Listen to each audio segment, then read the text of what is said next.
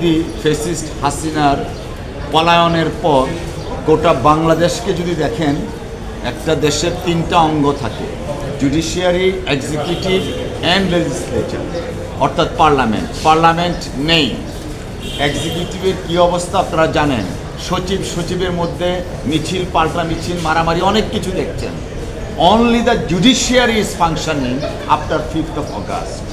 সেই ফাংশনিং জুডিশিয়ারির ব্যাপারে আইন মন্ত্রণালয়ের যিনি উপদেষ্টা, তিনি যে বক্তব্য দিয়েছেন, আমার কাছে মনে হচ্ছে এই বক্তব্যটা তিনি পাবলিকলি না দিলেও হতো। কারণ কিছু কিছু বিষয় থাকে যেগুলো privilege communication. Being legal advisor of law ministry, ওনার যে ডিসমে অথবা যদি ফ্রাস্ট্রেশনটা থাকে, সেটা কিন্তু যথাযথ প্রক্রিয়া মাননীয় প্রধান বিচারপতি মহোদয়ের কাছে তিনি পৌঁছাতে পারতেন। তিনি সেটা না করে পাবলিক করেছেন। আমার কাছে মনে হচ্ছে এই সমস্ত স্টেপ নেয়ার দুরভিসন্ধিমূলক কিছু ঘটনা আছে।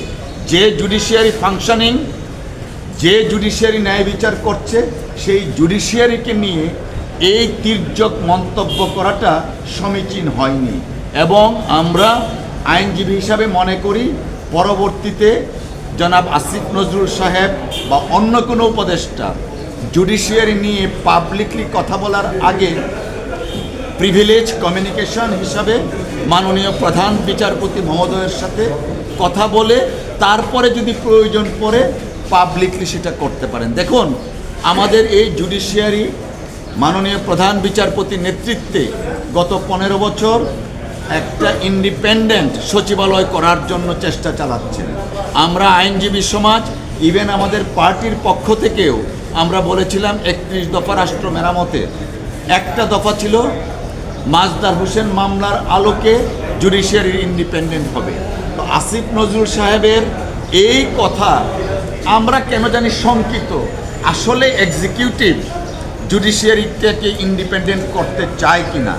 জনাব আসিফ নজরুল সাহেবের বক্তব্য প্রতিধ্বনিত হচ্ছে ফ্যাসিস্ট রেজিম ইতিপূর্বে এই ধরনের বক্তব্য মহামান্য হাইকোর্ট সম্পর্কে বলেছিলেন, যা অত্যন্ত দুঃখজনক।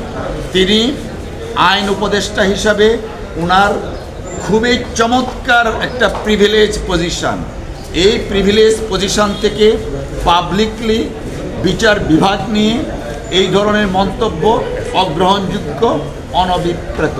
এবং তিনি ভবিষ্যতে আরেকটু সতর্ক হয়ে কথা বলবেন, আইনজীবীরা সেটা অনুরোধ করছে এবং বিশ্বাস করছে। আর যখন এক্সিকিউটিভ থেকে, he is part of the executive থেকে যখন বিচার বিভাগের ব্যাপারে এই পাবলিকলি কথা বলে, তখনই তো বোঝা যাচ্ছে যে বিচার বিভাগ এক্সিকিউটিভ বিচার বিভাগকে নিয়ন্ত্রণ করতে চায়। এইটার জন্য তো আমরা এই ফ্যাসিস্ট হাসিনাকে বিদায় করি না।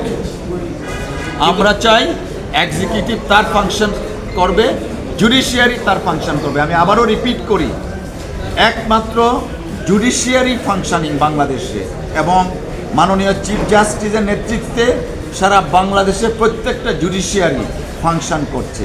এই ফাংশনিং জুডিশিয়ারিকে এইরকমভাবে কথা বলে নন ফাংশনিং ওনারা করতে চাচ্ছেন কিনা, তারা এটা বেটার জানেন। Thank you.